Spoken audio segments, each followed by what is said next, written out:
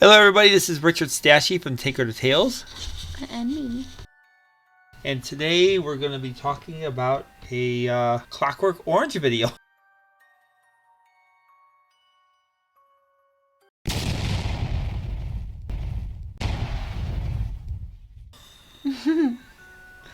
Well, this is going into my series of videos about the MK Ultra mind control.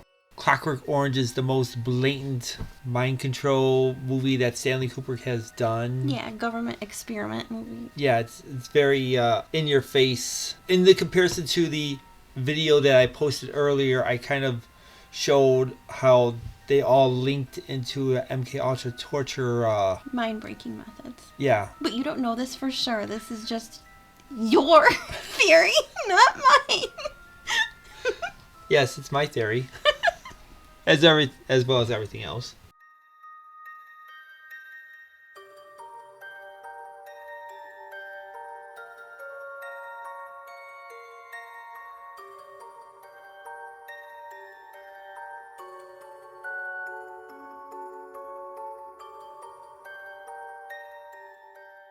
So today I want to do a little special attention to the eyeballs.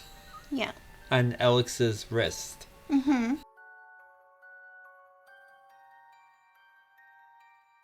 Did you want to tell people what you thought it meant, or you're just gonna ask? There's a couple ideas on what it could mean. It also could mean nothing at all.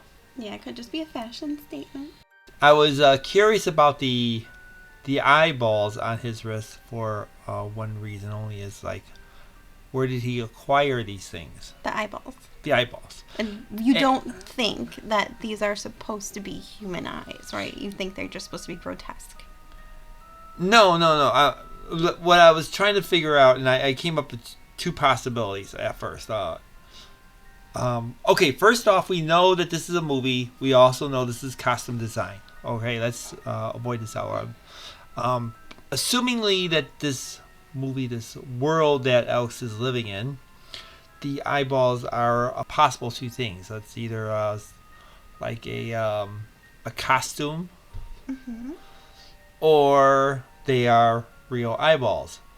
And the only reason why I'm questioning about the costume part is, like, the movie is supposed to be like kind of like during the little bit of the future. It doesn't really tell you when in the future. So the question I have is, where would you go to the store, or what kind of store would be there for you to purchase these eyeballs? Fashion eyeballs. Well, is it really a fashion eyeballs, or is it something that he's acquires from a costume shop? I know that's see, I don't think the Alex character in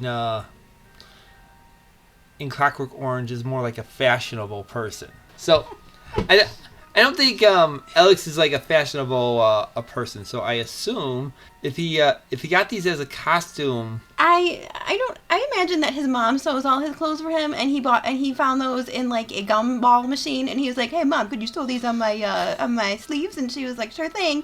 And that's what happened. Well, that's a good idea. Okay. I mean, it's just, I mean, like I said, the question that I had two things in mind. I had a question number A is like, where did he get the eyeballs? And are they real or are they fake? Now, if they're fake, it would indicate that he would have to buy it from a shop. Or acquire it from a gumball machine. Or, no, acquire from a gumball machine and Doesn't really he go to like a record store or something, and the record store has like a bunch of like crazy wild stuff in there too? Or am I... This is not like Spencer's. How do you know? I saw the record store, and it was a magazine record place. It doesn't show anything. Doesn't show novelty items like No, rubber chickens and fake vomit and eyeballs. No, I didn't see any of that, and I will definitely go through with it one more time to double check that. I don't remember any of those things either. I don't remember any of those things either, and that's the question that I have. Like, if there was such of a shop, this would make kind of sense to me.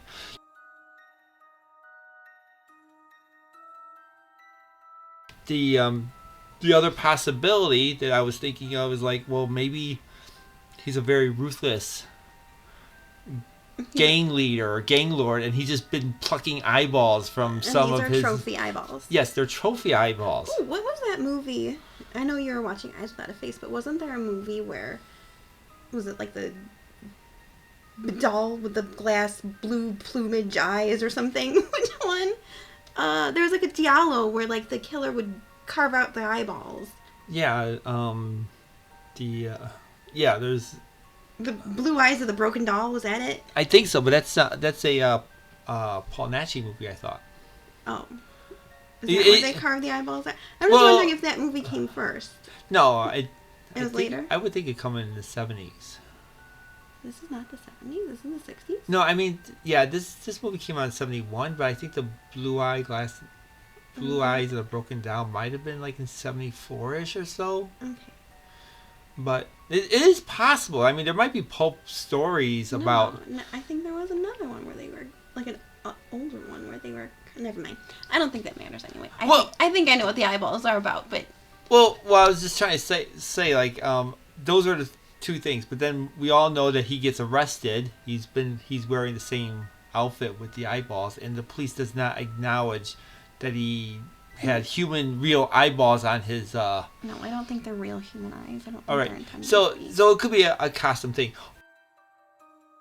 Slight correction over here while I was going through the editing process, and I wanted to go through the interrogation scene, and I wanted to get a couple images of his eyeballs on his shirt. I find out his eyeballs are not on his shirt. Now, we assumed that the eyeballs could be sold in, or as I was talking to my wife, she kind of thinks that maybe the eyeballs were sort of clipped on, a possibility. But going back and forth and looking at the scenes, I can't really tell if they were actually sewn into the shirt or clipped on. Also to notice that a lot of other items have been removed from Alex during the interrogation scene, such as his hat, his fake eyelashes, the mask that he was wearing, and definitely his boots and his groin protector. I'm not relatively sure what the piece is called. That kind of makes sense. What doesn't make sense is that he still has his suspenders on. Just a thought. Also, in the scene when his gang ambushes him at the main door, he does get hit with a glass bottle of milk at the side of his face, and definitely has a bandage on his nose. There are questions about the scene because if he got hit in the side of his face, his ear as well as the whole side of his face may have been bandaged. Under any other director, this might have been considered a continuity error, but we're talking about Stanley Kubrick, and I just feel that this is a typical continuity differences that he usually does, such as in Lolita, you'll see Humphrey walking around with Charlotte in the house in the beginning part of the scene, and like magic, his pointer has a band-aid. The question that I do have, okay, the eyeballs on his shirt, and the mask should be used as some type of reference in the newspaper as distinguishing items that he was wearing, which would probably make him stand out to the other assault scene that was definitely in the earlier part of the story. The way how he has claimed that he was wearing a mask and he was not identified. But I still think that the eyeballs on his shirt as well as the mask is a good enough identifier for him on the assault attack scene. Alright, during my backtracking, I wasn't really planning on going to the unreliable narrator of the other scenes in the movie Clockwork Orange, but I did wanted to point out that it's very weird how when you look at these three scenes, which is supposed to be happening within seconds of the attack, that the layout of the papers have changed, and I think the desk is much bigger when Alex is standing on it. Or, and this is another thing that I was thinking about, this was like something in his daydream. You think he's imagining this? Yeah, it's a possibility that he's imagining this, and This is his dream version of himself. Yeah, because in the movie, while they're doing a the brainwashing Ooh, technique. you almost said brainwashing. You've been watching these British movies too much. So, yeah. This while he is going through the brainwashing technique, they're showing these movies, and the movies are illustrate like some type of violence going on. One guy's getting beaten up, a girl getting sexually assaulted. But in these two movies that he's watching, he sees the men dressed up like his gang. Right. And I believe that those men that are dressed up like in a gang is what he sees. I don't think that's what's in the movie that they're playing.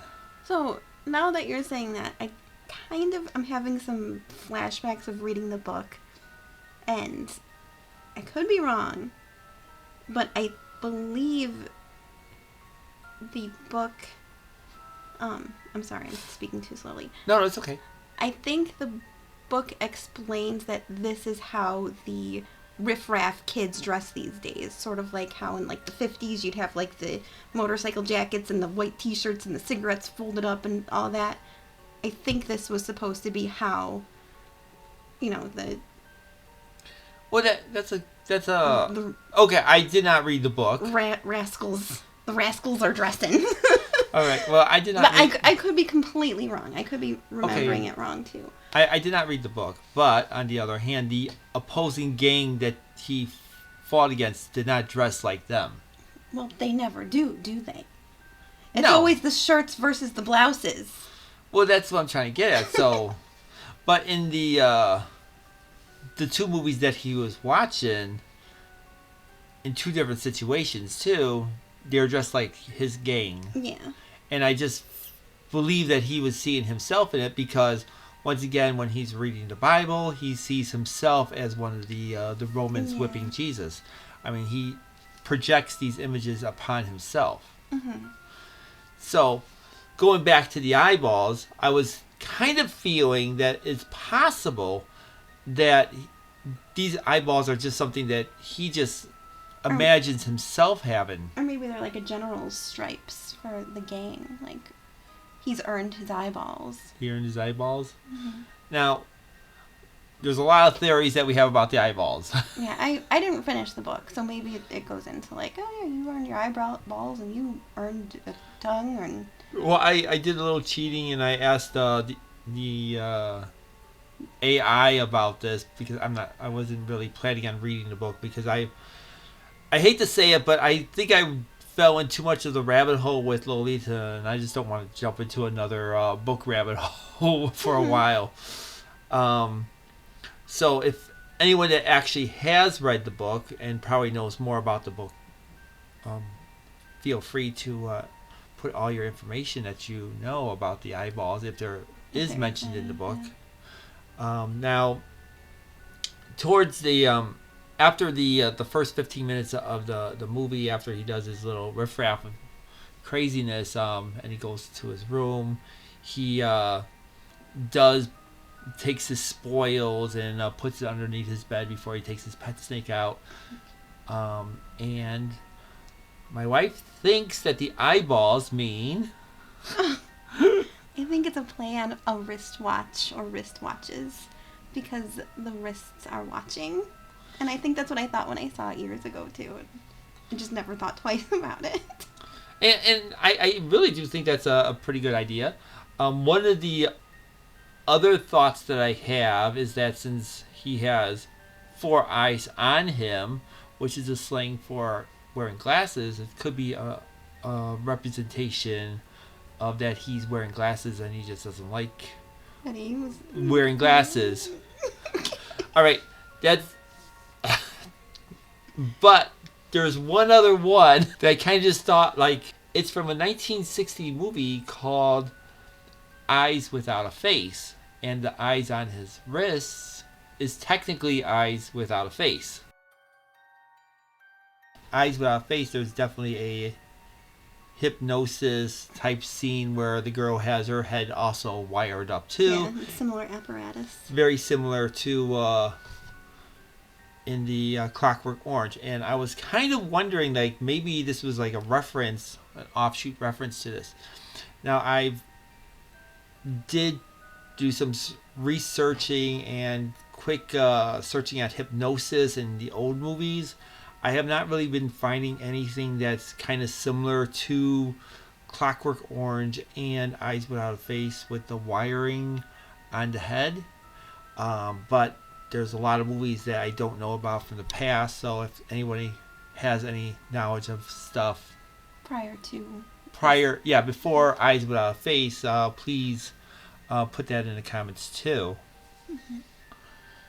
Now, like I said, these are not really actual answers to what it is. We're just guessing. We're just putting up questions and thoughts.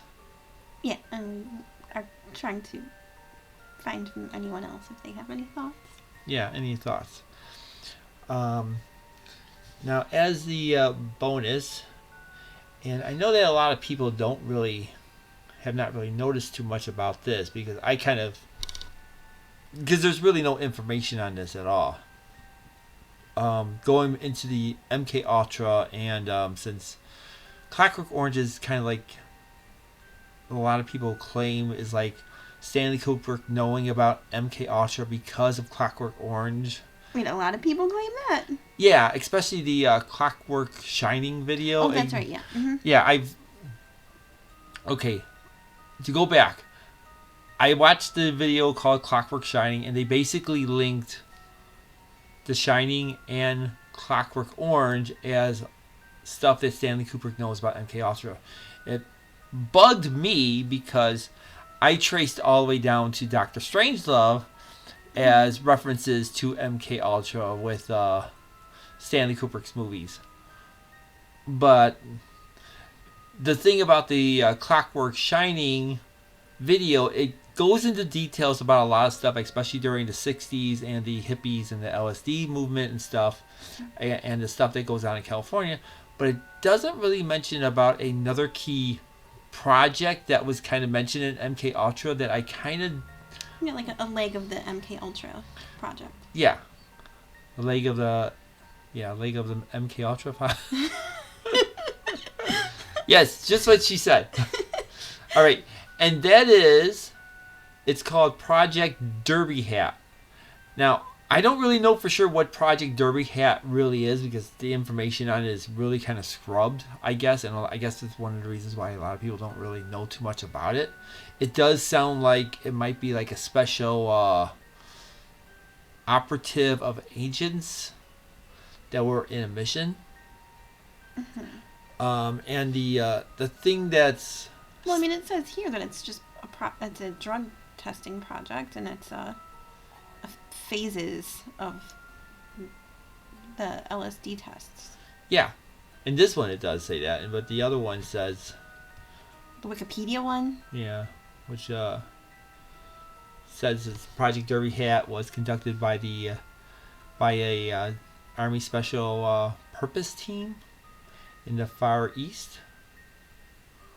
Yeah, that's different from what the other thing said. Kind of, because the other one just said that it had 16 test subjects and they were considered the Project Derby Hat.